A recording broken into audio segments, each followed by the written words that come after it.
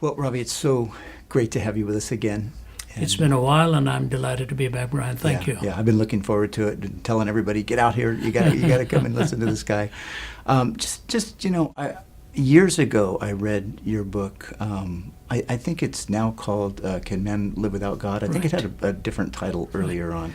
Maybe, did it? There was a different one which was called "A Shattered Visage," which changed to "The Real Face of Atheism." Okay, right. Yeah. Well, I read both of them actually. Yeah. Okay. Yeah. And so my question is, because you've been dealing with the subject of atheism for so many years, what's changed since you wrote those books with the atheism and in relation to how Christians are confronted with it and have to deal with it today? It's a good question, Brian. Nothing in the arguments have changed. Right. Nothing in the evidences have changed. Yeah. No fresh data to muster to defend naturalism. But I think the stridency and the capacity to disseminate these thoughts with the modern communication method, it seems to go viral. Yeah. And I think like sort of a political type venom, it's become so hostile and so adversarial.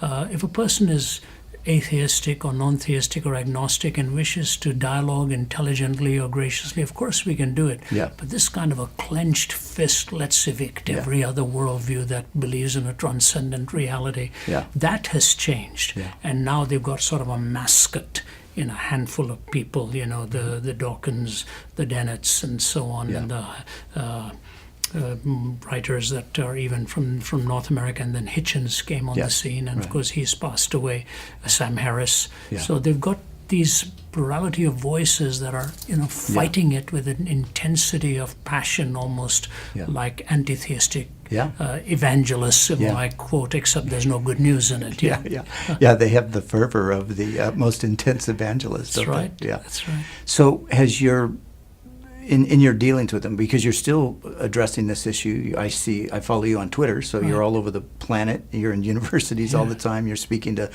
large groups of people. What's the response nowadays in comparison to what it was in previous generations? I would say, if anything, we are just drawing bigger crowds on the university campus. I was at UCLA in January. Place was packed, overflow crowd. I was just a short while ago in Dartmouth in the famous Spalding Auditorium. They said for the first time in its history did it ever have a packed out audience for a religious theme. It was on the theme of tolerance. We experienced the same at Yale a couple of years ago. And all of the big name, shortly within a week, I will be at Johns Hopkins, 2 weeks from now actually, and they're expecting a packed auditorium. The best way to answer your question is this. One of the trustees at Yale looked at somebody next to him on a Thursday night while we were speaking, overflow crowd, and he said, I don't understand it. What are these kids and people doing on a Thursday night to listen to a subject on the defense of the person of Jesus Christ and his teaching? And he happened to say it to a friend of mine who leaned over and said to him, do you think it's because you've left their souls empty? Yeah. Wow. I think that was the best response. Yeah, that's what I'm noticing. There's there's a vacuum. Yeah. And so students are coming. When we were at Arizona State, we had 9,000. John Lennox and myself. At Clemson, we had 7,000. These are weeknight audiences. So the opportunity is there. You have to be wise and careful, but astute in your thinking. So with, say, for example, the faculty at these universities, are you, obviously there's some Christian faculty, you're probably connected there. Are you seeing any breakthrough with any of the more atheistic professors? Anything where it looks like maybe they're wanting to rethink some of the stuff? Every now and then, not that common, Brian. I wish I could say it's very common. The faculty of today were trained with the radical liberalism of 20, 30 years ago. They are the anti-establishment types. They want to, but if you're politically conservative, they want to attack you. If you're religiously conservative, they want to attack you. It's because they're against an absolute. They're thoroughbred relativists. Right. But the students are beginning to see that the emperor has no clothes. So I'd sooner have the students, because they're bombarded by faculty members attacking their faith and so on. But even at UCLA, we had a very distinguished faculty member who spent an hour and a half at lunch with me to talk, and quite open in his thinking, and said how much he has changed over the years in his own evaluation of all of this. So with the say the students on a follow up. You probably lecture, and I've noticed occasionally you do Q&A, or I don't know if you do that all the time. And then even with some follow up with some of the students, are you seeing some?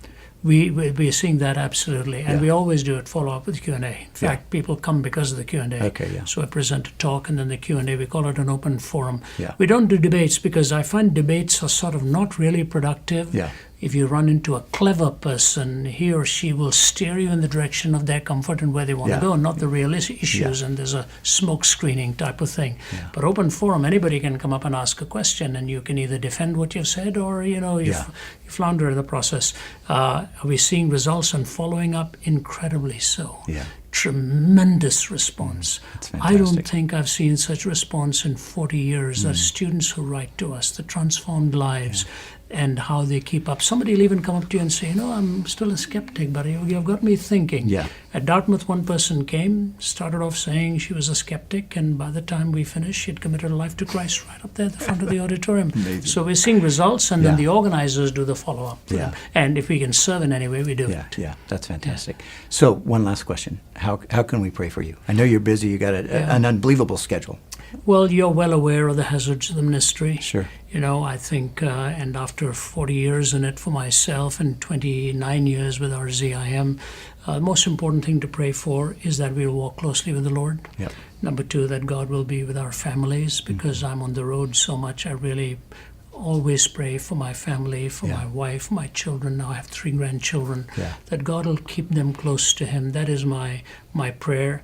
And then the ministry, that we'll be wise. We've got a large team based in 10 countries now, about 30, 35 full-time apologists across the globe, that God will keep them humble, God will keep them faithful, and making a difference. Yeah. These are some of the prayer requests I would have. Yeah, great. And I'm praying for you as well, that God will use you to raise up, to continue to raise up new generations, because we need new generations of apologists, don't we? We really do, and thank you for what you do. Yeah. This is a historic church. In fact, I was talking to a gentleman from overseas driving in here, telling him the story of Chuck's founding this ministry, coming in those turbulent 60s, 70s, and so on. It's really the work of God's grace in this part of the world, and how it multiplied nationally and internationally. So God bless you too. Yeah, thank you. Thanks for being with us. Honored to be here. All right.